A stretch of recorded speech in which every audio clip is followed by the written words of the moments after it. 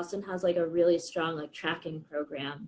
And it's not entirely white, but it's more white kids than in the rest of the public school. And so like in 4th grade, I got like tracked into advanced work. And 4th, 5th, 6th grade was in advanced work. And then there's like an exam school system, almost like magnet schools, but it's all Boston. And you take a test, everyone in Boston takes a test in 6th grade. And if you get into one of those 3 exam schools, that's kind of it. That's like 7th through 12th grade. Question. So yes. I interviewed my friend Mimi. She was sparring session number 2, and she said that like in Brooklyn, where she was in school, the more specialized and the more programs that she got into, and Mimi's a Black female, but she said with every kind of step of like, all right, I'm getting to this program, that program, it got more specialized, and she was more and more like the only Black person in her class. Did you see it as such as well while you were going through the school, that as it got more specialized, the less diverse it became? Yeah, like to some extent, like I said, definitely like if there were white kids who stayed in the public school system or who stayed in Boston, like I have a lot of childhood friends who like, whose parents both worked, so they didn't have time to be as involved, and they like left Boston. And like the further along you went, like almost like the fewer white kids there were in public school, even in that tracking. I like in 6th grade one time, someone was drawing swastikas on the desks, and the teacher was like, y'all are dumb, like none of you, like maybe 4 kids in this class would have survived the Holocaust. And like me and one other kid were like, we're Jewish. And she's like, okay, well, like just like all 30 of you don't draw swastikas on the desks, because like that's not who this class, like none of you are welcome in that circle. So like that, but like that's the level of like, I don't know, when people are like, oh, like have you ever been like the only white person in a room? Like I have, but like I feel like increasingly less as I get older.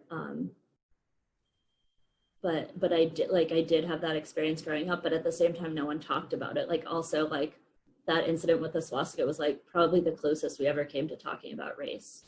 Like we kind of started to talk about tracking in Boston, and I would say like I was part of like interesting timing on that, because I mentioned I'm a snob about growing up in Boston. I'm a super snob about my high school. That's an area, I mean, and it's an area that like I get defensive about, and like as a white person, that I think like not being like a Karen who's like, my tears about racism are like the most important part of racism. But it's like, I mean, but it's an effort. It's still a process. Like I had parents who were explaining this stuff to me in 3rd grade, but like, realized like, so my friends and I were like, we went to public school, like our high school was public, and we were like kind of snobs about that, but like, recognizing like the privilege involved in that high school, and like, and as an adult, going to work in like Boston public schools that were like fairly different from the Boston public schools that I went to, like especially when you get to high school, was really like kind of like, you can't just say like I went to public school period, I like know all this stuff. Like there's definitely like layers of privilege. But so my high school was like, you took this exam in 6th grade, and then if you got placed into like one of these 3 exam high schools, that was great. And I think in a way it's great because it stops some like white flight from Boston, because kind of like you said, like when you get to high school, basically in Boston, like white families either send their kids to one of these 3 schools, even like really kind of the top 2 schools, or they move out of Boston or they go to private school. so I went to this high school, and I've actually been kind of like reading about this a little bit in education, like as a national thing, that like the 80s and 90s were the peak of kind of integration, and we've been on a downhill trajectory back towards segregation like since then. Interesting. And my high school,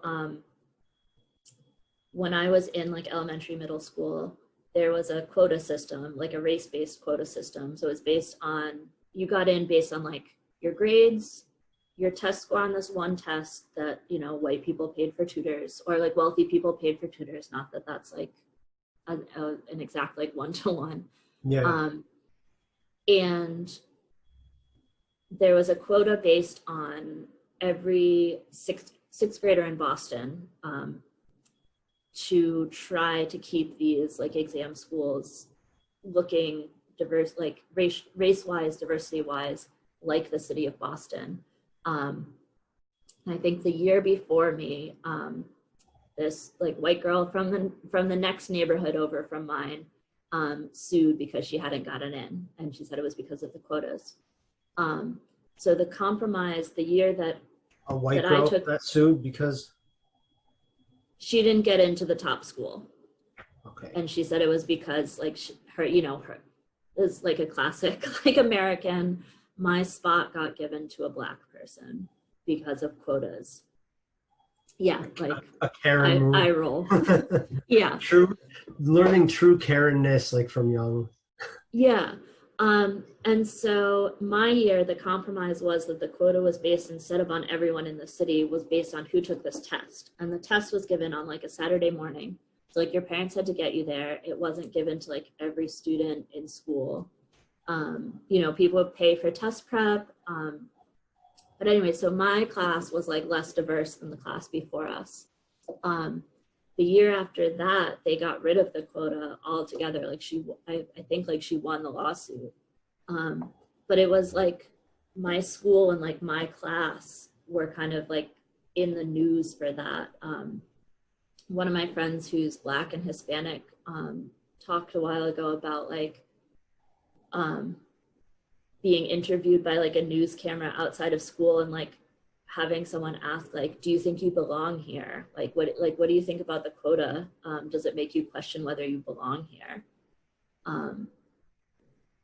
And so that was, like I said, I mentioned like kind of like I was one of not many white kids in elementary and middle school, but it really wasn't talked about.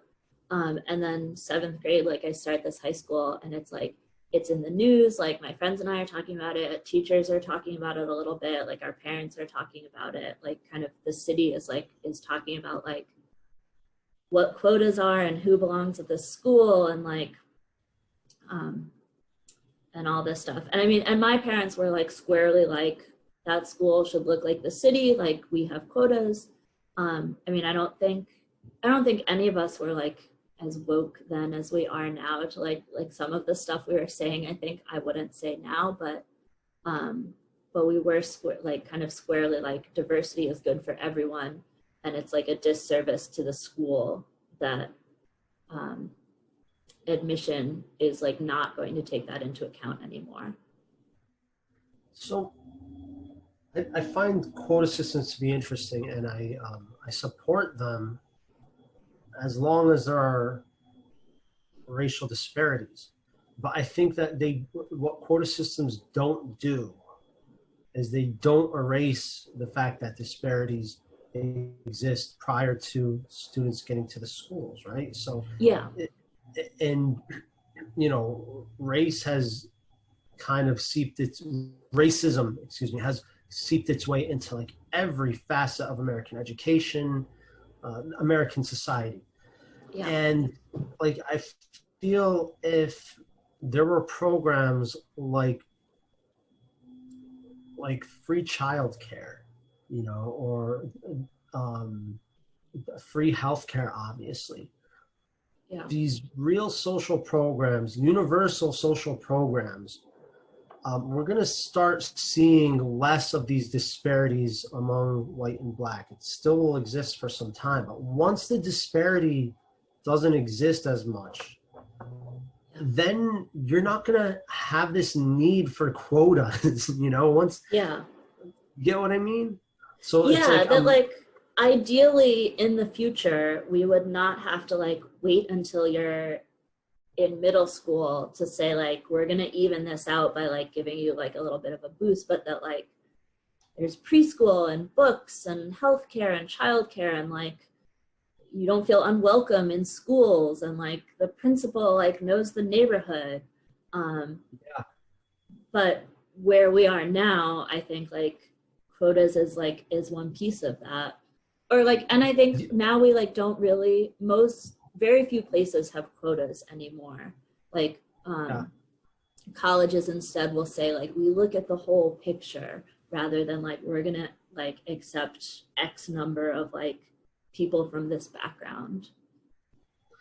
I mean, quotas, even as you described, if it's not a quota, but like, oh, we're gonna look at the entire picture, it's a corrective measure. Yeah. In saying like, well, like, all right, like we realize like as an institution, we by our test score standard or whatever standard, we're accepting more white students than white students exist in the general population. Then it's like, well, shit, like we are playing a part in this racist society, so we actually need to do something to correct that.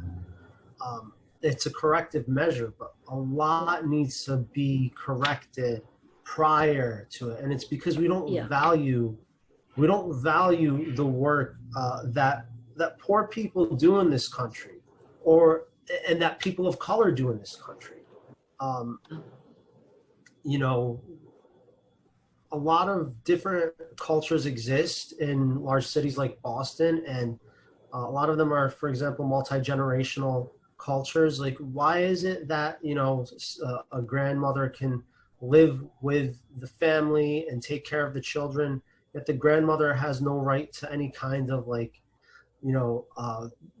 financial compensation for the work that she's doing and assisting, and so there's so many different ways that I think these things can be corrected. And paying a grandmother, like if the government were like, all right, we're going to pay child care workers, and it turns out to be your grandmother, then guess what, the grandmother is not going to their children for money, and guess what, those children then can use their resources to, I don't know, buy a house, like do other things. Yeah. So allocate more funds to raising the children and all that. So I see it as all connected. I'm sure you do as well. Yeah. Hey friends, thanks for tuning in to another clip of Johnny's Jabs. If you liked what you just saw, please be sure to share this with your family and friends and comment below. And if you want to get more content like this, it's easy. Just click the bell below to subscribe. Follow me on Instagram and Twitter at Johnny Jabor. I'll catch you guys next time.